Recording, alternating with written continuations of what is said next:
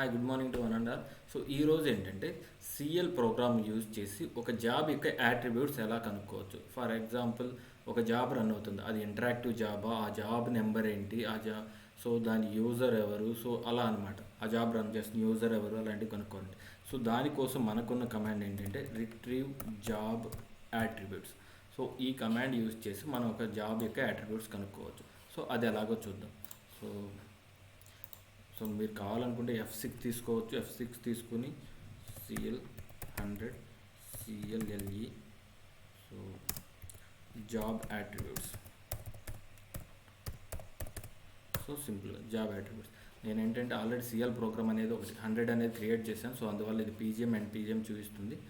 So ఇందులో నేను first ఏం చెప్తున్నాను, రిట్రీవ్ జాబ్ యాట్రిబ్యూట్స్ అంటున్నాను. Take F4. సో తీసుకుంటే మనకి ఇక్కడ చాలా కనపడతాయి అనమాట. సో ఏవేవి ఈ జాబ్ యాట్రిబ్యూట్ యూజ్ చేసి, ఈ కమాండ్ యూజ్ చేసి ఏవేవి వాల్యూస్ రిటర్న్ చేయొచ్చు అనేవి అన్నీ కనపడతాయి. సో చూడండి, జాబ్, సో యూజర్, తర్వాత కరెంట్ యూజర్ ఏంటి, టైప్ ఏంటి, సో వీటిలో ఇలా చాలా వస్తాయి అన్నమాట.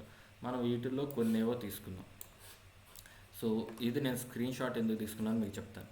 సో ఫస్ట్ ఏంటంటే మనం జాబు, యూజరు, తర్వాత ఎన్బిఆర్, సో ఇలా తీసుకుందాం అనమాట. వీటన్నిటిని కావాలి. సో ఇప్పుడు ఏంటి, జాబ్ అని ఇస్తున్నాను, ఇక్కడ కాదు కదా, సారీ. సో మనకేం కావాలి, జాబ్ కావాలి. ఇంకేం కావాలి, యూజర్ కావాలి.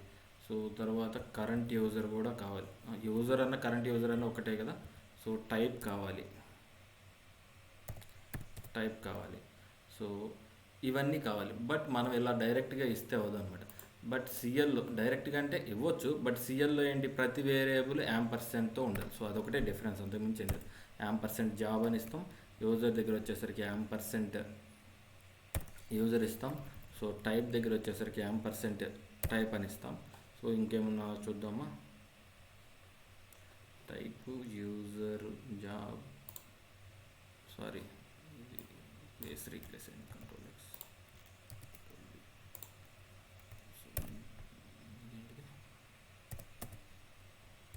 సో యూజరు, సో టైపు, తర్వాత ఇంకేమన్నా ఉన్నాయి మనకు కావాల్సినవి. సో డేట్ అనేది ఇలా చాలా టైం స్టాంప్ ఇవన్నీ ఉన్నాయి. బట్ నేనేంటంటే జస్ట్ ఈ 3 వాల్యూస్నే రిటర్న్ చేస్తున్నాను. సో ఈ వాల్యూస్ని మనం డిఫైన్ చేయకుండా ఇలా యూజ్ చేయలేం కదా. సో అందుకని ఆ వాల్యూస్ని డిక్లేర్ చేసుకున్నాం. సో దానికి కూడా DCL టేక్, అదేంటి ఫస్ట్ జాబ్ కదా, ampersand job. So length type వచ్చేసరికి క్యారెక్టర్ ఇస్తున్నాను, క్యారెక్టర్. సో లెంత్ ఎంత కావాలి, సో దానికోసం ఈ స్క్రీన్ షాట్. జాబ్ యొక్క లెంత్ ఎంత ఇచ్చాడు, వాడు 10 ఇచ్చాడు. సో మనం కూడా 10 వేద్దాం. ఓకే, నెక్స్ట్ వాల్యూ ఏం లేదు. So DCL take F4. ఈసారి ఏంటది, యూజర్ కదా, యూజర్ టైప్ క్యారెక్టర్ ఇస్తున్నాను. సో తర్వాత వచ్చేసరికి లెంత్ చూడండి, యూజర్కి లెంత్ ఎంత ఉంది, అది 10 ఉంది. ఓకే 10 ఇస్తున్నాను, వాల్యూ ఏం లేదు. Next declare type, type star char ఇస్తున్నాను. లెంత్ 1 ఉంటుంది I think, type 1. So only ఈ 3 వాల్యూస్ డిఫైన్ చేశాను. సో రిట్రీవ్ జాబ్ యాట్రిబ్యూట్స్ ద్వారా నేను ఆ వాల్యూస్ని రిసీవ్ చేసుకుంటున్నా. సో వాటిని ఇప్పుడు డిస్ప్లే చేయాలి. డిస్ప్లే కోసం send user message take F4. So అదేంటిది, ఫస్ట్ది జాబ్, సో RPF0.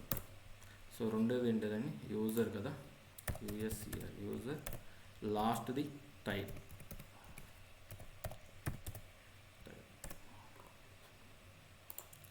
ఫైల్ చేస్తున్నాను, కంపైల్ చేస్తున్నాను. Program not created, F6. So errors ఎలా చూడాలో కూడా చాలా ఇంపార్టెంట్ అండి. స్పూల్ ఫైల్కి వెళ్ళి చెక్ చేసుకోవటం. So 2 errors, variable type declared but not referred. Okay, no label used. Okay, variable type character, length character 1, job user. Okay, variable ampersand type is referred but not declared. So spelling mistake ఎక్కడ ఉండాలి, I think variable type. So అదే mistake అని చూపిస్తుంది. ఒకసారి చూద్దాం.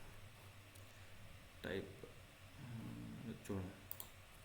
So మనం చేసిన mistake ఏం లేదు, టైప్ అనేది ఇలా ఉంది. సో దానివల్ల 14. సో క్రియేటెడ్ కాల్ చేస్తున్నాను. కాల్ చేస్తే జాబ్ ఏమొచ్చింది, ఈ జాబ్ ఒకసారి కాపీ చేసి పెట్టుకోండి. సో మనకు కరెక్ట్ జాబ్ వచ్చిందో లేదో చెక్ చేసుకోవాలి కదా. సో జాబ్ నెంబర్ కాపీ చేశాను. సో బస్వంత్ యూజర్ అంటే నేనే కాబట్టి నా పేరే వస్తుంది. Job type 1. సో ఇది కూడా గుర్తుపెట్టుకోండి, job type 1. So job type 1 అంటే అది ఇంటరాక్టివ్ జాబ్ అనమాట. So 1 means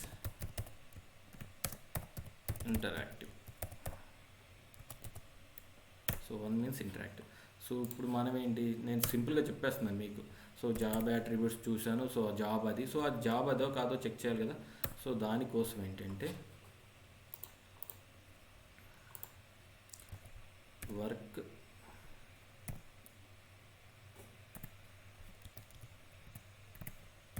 active jobs. Okay,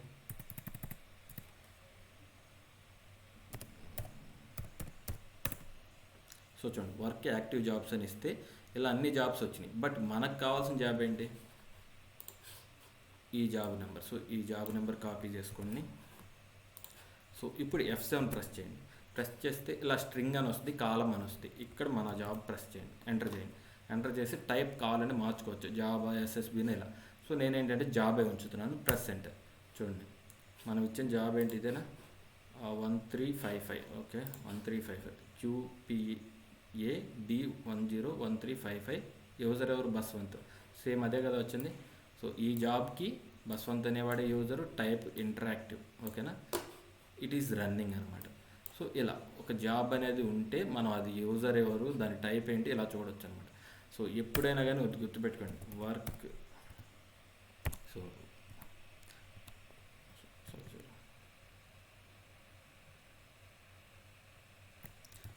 work act job. So ఇలా ఇచ్చినప్పుడు